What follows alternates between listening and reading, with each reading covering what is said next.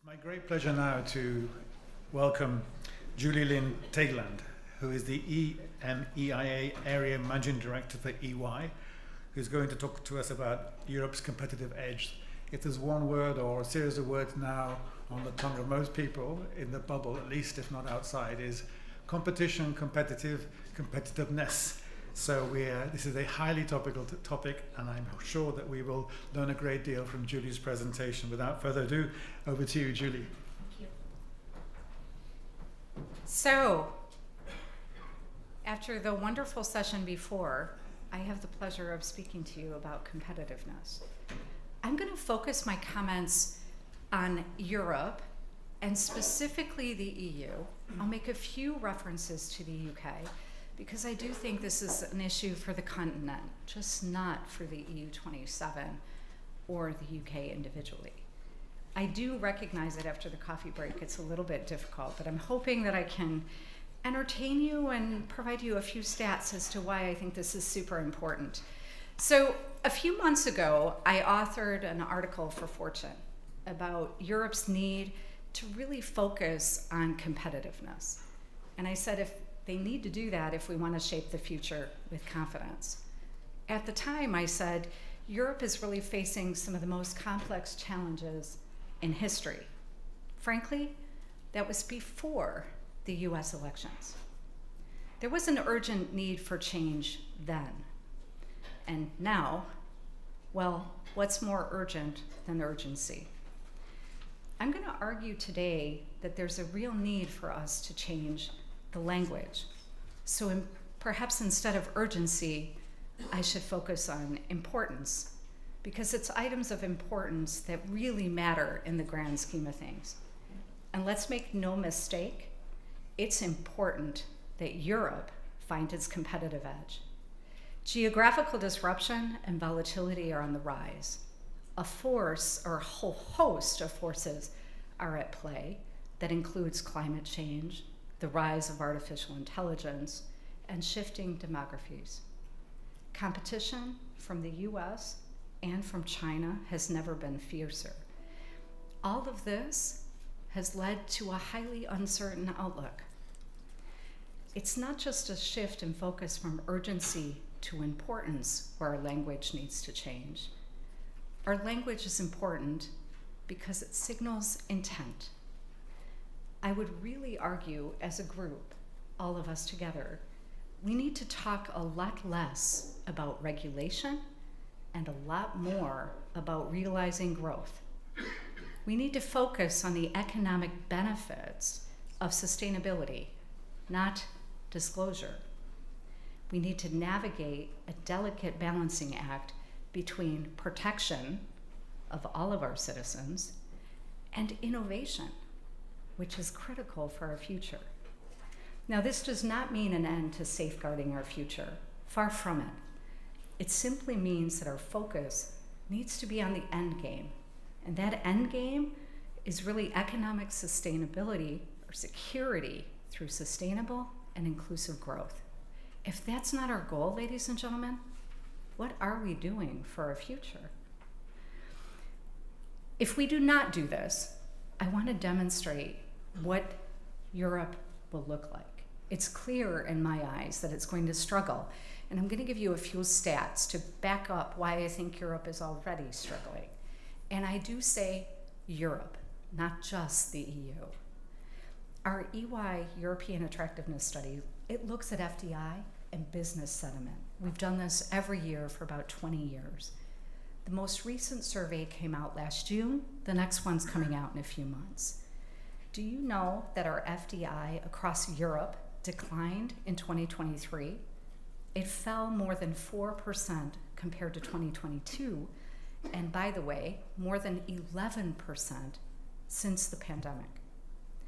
The number of jobs we created based on FDI fell sharply, another 7% down compared to 2022. And in fact, in the top 3 countries, we see massive declines. Let's look, and we'll start with Germany. FDI in Germany fell 12%. It's the heaviest decline since COVID.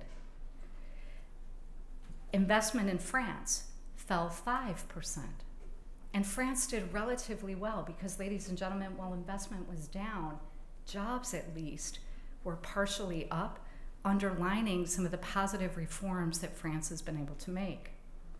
In the UK, they bucked the negative trend, but only slightly, a slight increase by 6%, really driven by the resilience in Greater London and in the finance industry. Overall, these stats matter. Investment matters. Jobs matter for our future. These are some heavy risks, and we see the risks when we talk to the CEOs increasing. The three things that come top of mind. One, regulatory burden. It's not going to surprise you. It's in every single page of the newspaper. Regulatory burden. It's not just carbon disclosure. It's not just data protection. It's not just the safe use of AI.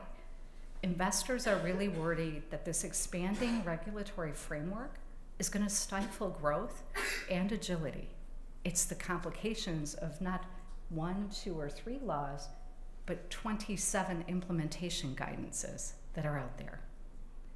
Number 2, energy costs and supply. Let's be honest, an energy price that's more than double of that in the US will have an impact on where Europe goes in the future and its competitiveness. I don't even need to talk about its future industrial policy and the ability of Europe to produce its own products. And thirdly, let's be clear, we don't exactly live in an environment of political security. I don't need to mention the wave of elections we've just gone through, but how about 2 that are still up and coming in some of our largest European countries, including Germany and France, and the political stability that we wake up to every single morning by the accounts of one US president. All 3 of these things weigh heavily on European competitiveness. Despite our hopes of a post-pandemic bounce back, it's been exactly the opposite. We've had incredibly slow economic growth, spiraling inflation, soaring energy prices, and challenging geopolitics. None of this has contributed to our competitiveness. Now, I'm sure everybody in this room has spent a lot of time looking at Mario Draghi's report, which really gave an excellent outlook for the urgent measures that Europe has to take.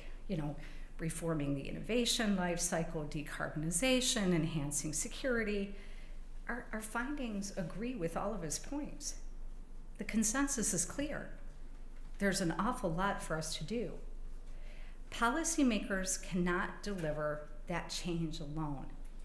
We need to work hand in hand, making business carry also its responsibility to be part of this solution, driving investment, innovation, and a drive towards growth. If I look at where we've got to, I came up with 5 key actions that I'd like to talk you through as to what those priorities could be to put us on a path for wider European competitiveness. And I'm going to start with those. The first and foremost one saying we need, hopefully also the purpose of this Congress, we need to boost international trade and investment. That is a very positive statement. We need to boost international trade and investment. The next 5 years are going to be incredibly complicated with significant challenges. So while the EU seeks to reduce its external dependencies and pursue strategic autonomy, we need to be building close trading partnerships. That's going to be critical. And this is one that I really believe in with the UK. This is going to be particularly relevant, and I think it's fantastic to see the UK and the EU engaged in renewed dialogue. Now, I know rejoining the PEM is not going to be a silver bullet to improving overall UK and EU relations, but it will benefit some UK businesses, and it will allow the reintegration into the EU supply chain, which is important. Just alone, it's not going to be enough. We need a sharp focus on redefining global trade and investment. That means developing sustainable practices and free trade agreements that further digital transformation. the EU has to play its role in streamlining some of the complex regulation that risks making business costly and complex. But it's not just about the paperwork. We also need to make sure that we're playing fair, and that means continuing to support the reform of the World Trade Organization, focus on syncing up supply chains and custom codes. This will help keep the private sector in the loop and create a blueprint effectively for a thriving, equitable trading future. The EU needs to strengthen its bonds with its neighbors, and a united, thriving Europe benefits everyone. Number 2, we need the EU to unlock its competitiveness. Competitiveness needs to be the cornerstone of EU policy, and that means framing the digital and the green transition in terms of competitive advantage, not a regulatory burden. It comes back to my point on changing the language. Businesses that are more sustainable and more green are more attractive to win talent, but also customers. Instead of talking about that, we're focused on disclosure and disclosure burdens. We need to change the language and our intent. I think that's critical. We need to have a powerful message that says Europe is open for business and the brightest days are yet to come. Unlocking that private investment from a future capital markets union is important. But I know all of us in this room realize that's not something that's going to be accomplished in the next 24 months. But we could take a few steps, concrete steps, in realizing Draghi's simplified and rebranded savings and investment union to unlock some of the private capital that's out there across Europe. According to that survey that I spoke about, 32% of executives rank liquidity of financial markets and the availability of capital in the top 3 investment factors for deciding when to invest in a market, for deciding to come to Europe, which is what we need them to do. It's a critical component. That capital market, the single market, is so critical for business. It's important to protect it and to expand it. I want to say just one thing, and it's almost a side note, but it's absolutely the essence for this capital market and ensuring that we're building and thriving in this direction. Trust is the currency of those markets, and the EU and Europe both need to double down and ensure that we're fighting financial crime to keep it safe. My third point is driving the digital transition. I know you would have expected it. I'm telling you, the rate at which digital technology, including AI, is impacting our lives more than ever before. And I'm not just talking about social media. AI itself, especially as we move into a world of agentic AI, will bring new risks, but also huge opportunities. The EU has led the globe in terms of regulating the digital space. I'm super proud of that. We've protected our citizens. But I have to be honest with you, the US has led the globe in terms of investment in this space, by far. And now with DeepSeek, China has led the globe in terms of innovation without the capital. This highlights what can be done in terms of investment and what is needed to be done to make sure that we're keeping our cutting edge. The EU's digital playbook should be clear: safety, innovation, and standards. All 3 of them are absolutely essential. Protecting citizens, as I said before, is non-negotiable.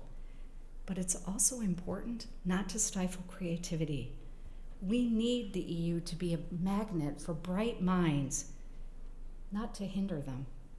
As tech innovation races ahead, Europe should take the lead on shaping the global roadmap, pushing for shared ethical standards that really open doors for businesses worldwide.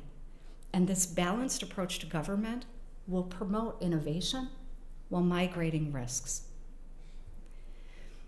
I think the second area where the EU is led in regulation, and my 4th point, is aligning prosperity with sustainability. the EU's been leading the way in terms of pursuing a more sustainable future.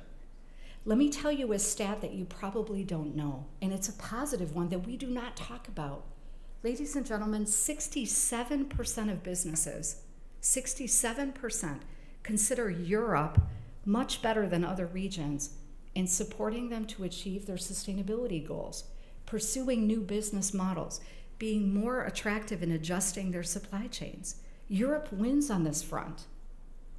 I really say what I said before, we need a change in language. Instead of talking about sustainability as a burden, we need to talk about it as an economic opportunity for companies who are leading the way to excel, to becoming not just European champions, but global champions in their field. Businesses know they need to embrace a sustainable business strategy if they want to look to the future with confidence. And that means ensuring a sustainable supply chain, meeting the expectations of consumers, and ensuring resilience in the face of change.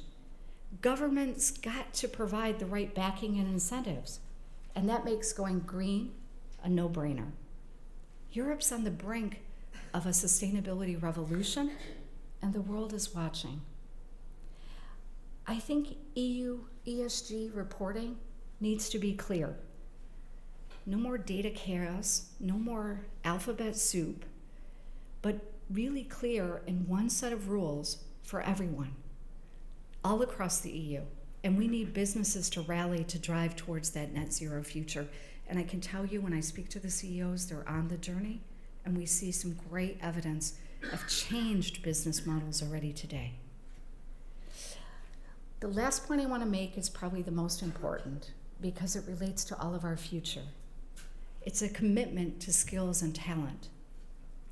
As we prepare for a greener and more digital future, equipping the workforce with the right skills is an imperative. Let me give you a second stat. I talked about 67% of business on sustainability. 62% say that Europe outperforms competitors in relation to technology skills that are available here. We have a pool of talent across Europe that's highly educated, that has the right skills, and that attracts in itself investment. But we need to make sure that we're continually equipping the next generation with education that includes sustainability skills and emerging tech. It's not just about book smarts, it's about ensuring that they have life skills for adaptability, resilience, the ability to learn, and to learn rapidly. The EU should be that magnet for that skill set. One way to do that would be to consider introducing a European skills badge. Think of it like a passport for talents, making every skill count, whether it's learned in the classroom or outside, making sure that your workforce was recognized for those skills and recognized everywhere for a solid base of skills. Europe's path to competitiveness is clear, but I know the journey is not going to be easy. I would put forth that businesses need to be an active participant and held accountable. The future attractiveness of Europe as a place to live and to work, it's not just a shared interest, it's a shared responsibility. While government can create the conditions for growth, the private sector must take the initiative to invest, to innovate, and to lead. Europe faces some real distinct challenges. Geopolitical tensions to coordinate efforts across multiple countries. This makes bold business leadership even more important. It needs to respond now faster to these challenges, and it requires a more unified approach. I know the challenges are significant, but I also know if we get it right, Europe's going to unlock its full potential, driving sustainable growth for generations to come.